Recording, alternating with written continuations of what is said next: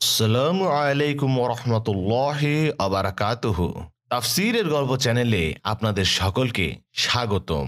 পবিত্র কোরআন শরীফের অনেক আয়াতে মহান আল্লাহ তাআলা হযরত নূহ আলাইহিস সালামের ব্যাপারে বর্ণনা করেছেন।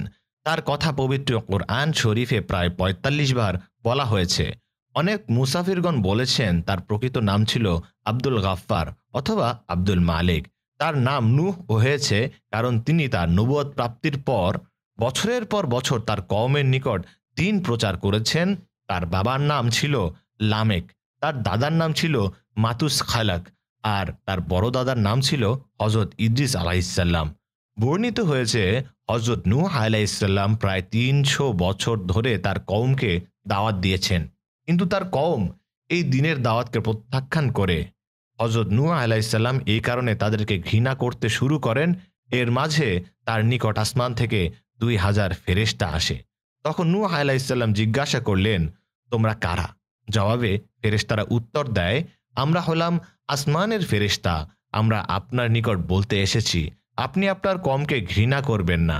জবাবে নূহ আলাইহিসসালাম বললেন, আমি তাদেরকে ৩০০ বছর ধরে দাওয়াত দিয়ে আসছি, তবুও তারা আমার দাওয়াতে কবুল করেনি।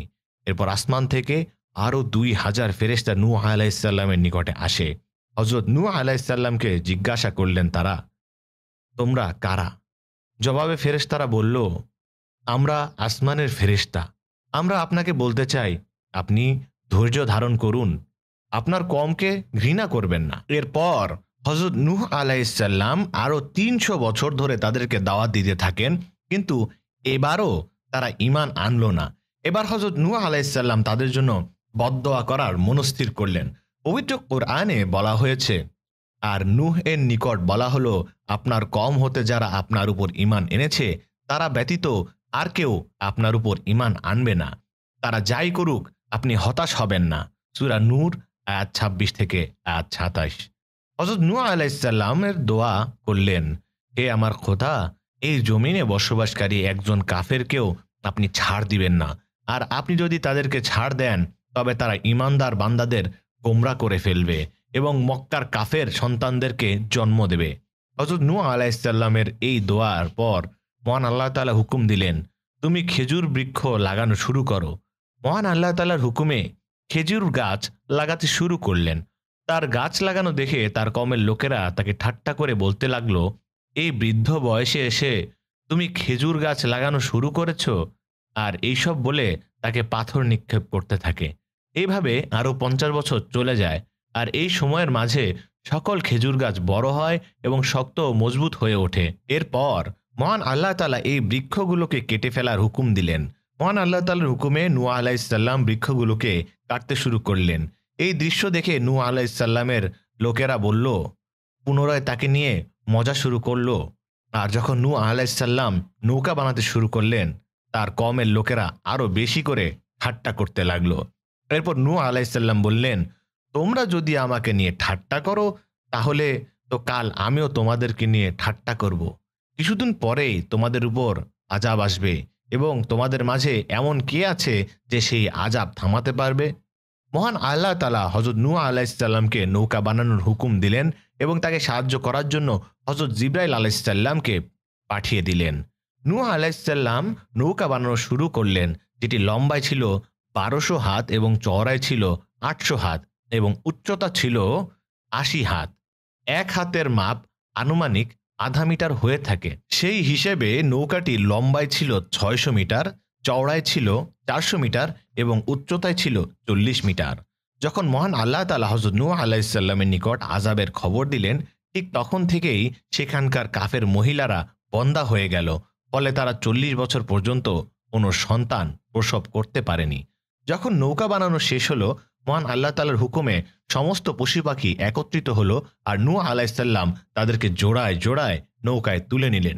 নূহ আলাইহিসসালামের কওমের মাঝে মাত্র ৮০ জন নারী পুরুষ তার উপর ঈমান এনেছিল। মহান আল্লাহ তাআলা বলেন, আর যখন আমার হুকুম আসলো তখন চুলা থেকে পানি বের হতে লাগলো। আর আমি হুকুম দিলাম, হে নূহ, প্রত্যেক জোড়া থেকে ২টি করে নৌকায় তোলো এবং যারা ঈমান এনেছে তাদেরকে সঙ্গে নাও। যদিও ঈমানদার ব্যক্তির সংখ্যা খুবই কম ছিল।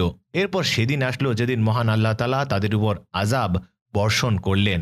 সেদিন সেই সময়ে হযরত নূহ আলাইহিস সালামের স্ত্রী রুটি বানাচ্ছিলেন এবং হযরত নূহ আলাইহিস সালাম পশু পাখিদের খাবার এবং অন্যান্য জিনিস ঠিকঠাক করছিলেন। ঠিক তখনই হযরত নূহ আলাইহিস সালামের স্ত্রী চিৎকার দিয়ে বলল, চুলা থেকে পানি বের হচ্ছে। এরপর হযরত নূহ আলাইহিস সালাম এসে চুলায় কিছু মাটি দিয়ে রাখলেন যেন পানি কিছুক্ষণ আর না বের হয় এবং সমস্ত পশু পাখিদেরকে নৌকায় তুলতে লাগলেন। এরপর চুলার নিকটে এসে তিনি মাটি সরিয়ে দিলেন। এরপর সূর্য অস্ত হলো এবং গুড়ি গুড়ি বৃষ্টি শুরু হলো। বৃষ্টি বাড়ার সঙ্গে সঙ্গে সমস্ত নদীর পানি উপচে পড়তে লাগলো।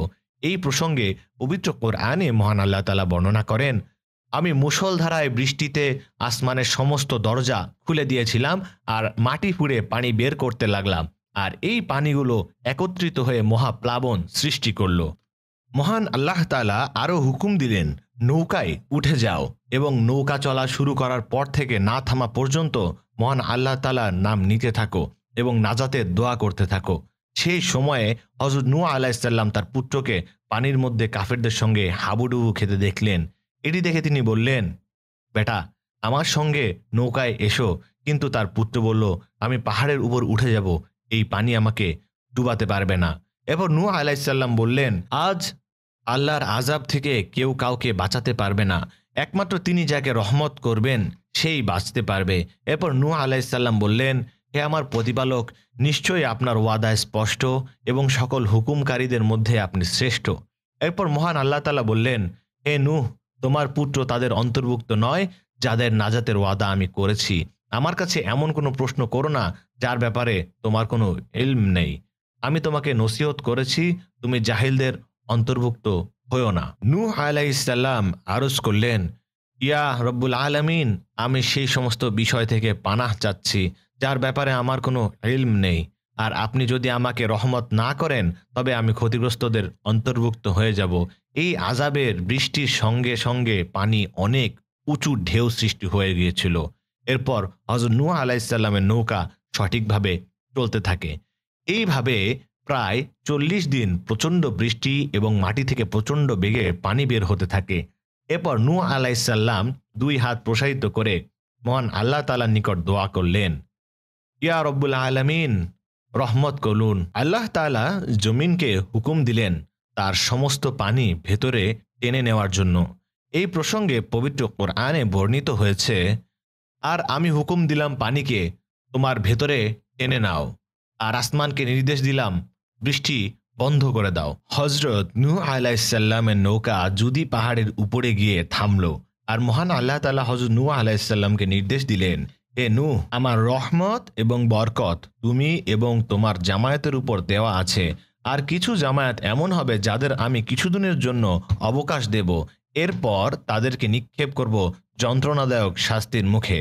হযরত নূহ আলাইহিস সালাম তার 80 জন অনুসারীদেরকে নিয়ে জমিনে নামেন এবং দুনিয়ার বুকে নতুন করে বুনিয়াদ শুরু করেন। হযরত নূহ আলাইহিস সালামের 3 পুত্র হাম, শাম এবং ইয়াফেস নৌকায় ছিল, আর পৃথিবীর মানব জাতি তাদের থেকেই শুরু হয়েছে। হামের বংশ আফ্রিকার দিকে চলে যায়, শামের বংশ এশিয়ার দিকে চলে আসে, আর ইয়াফিসের বংশ চীন ও রাশিয়া অঞ্চলের দিকে চলে যায়। আর এইভাবেই নূহ আলাইহিস সালামের থেকে নতুন করে মানব জাতি এগুতে থাকে। আর এই কারণেই আমাদের প্রিয় নবী মুহাম্মদ সাল্লাল্লাহু আলাইহি ওয়াসাল্লাম বলেছেন, মানব জাতির 2 পিতার মাঝে এক পিতা, অর্থাৎ আদম আলাইহিস সালামের পরে সমস্ত মানব জাতির পিতা হযরত নূহ আলাইহিস সালাম। অন্যভাবে তাকে আদমের সানি বলা হয়। রেওয়াজ অনুযায়ী হযরত নূহ আলাইহিস সালামের নৌকা পুরো 6 মাস একই জায়গায় ছিল। অন্যান্য বর্ণনা অনুযায়ী রজব থেকে আশুরা পর্যন্ত ছিল। নৌকা যখন জুদি পাহাড়ের নিকট আসে তখন হযরত নূহ আলাইহিস সালাম নৌকা থেকে 2 হাত প্রসারিত করে মহান আল্লাহ তাআলার নিকট দোয়া করেন। যখন হযরত নূহ আলাইহিস সালামের জীবনের শেষ দিনটি চলে আসে, সেদিন তিনি রোদের মাঝে বসেছিলেন। তখন মালাকুল মাউত এসে তাকে সালাম দেন। তিনি সালামের উত্তর দিয়ে বলেন, মালাকুল মাউত, আপনি এখানে কেন এসেছেন? তখন মালাকুল মাউত উত্তর দেন, হে নবী, আমি আপনার রূহ কবজ করতে এসেছি। তখন হযরত নূহ আলাইহিস সালাম বলেন, আমার কি এতটুকু সময় হবে? আমি রোদ থেকে ছায়াতে আসি?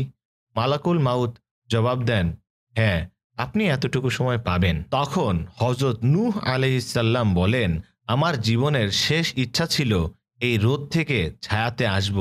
এবার তোমার উপর যে হুকুম দেওয়া হয়েছে তা তুমি পালন করো। এরপর মালাকুল মাউত হযরত নূহ আলাইহিসসালামের রূহ কবজ করে নেন।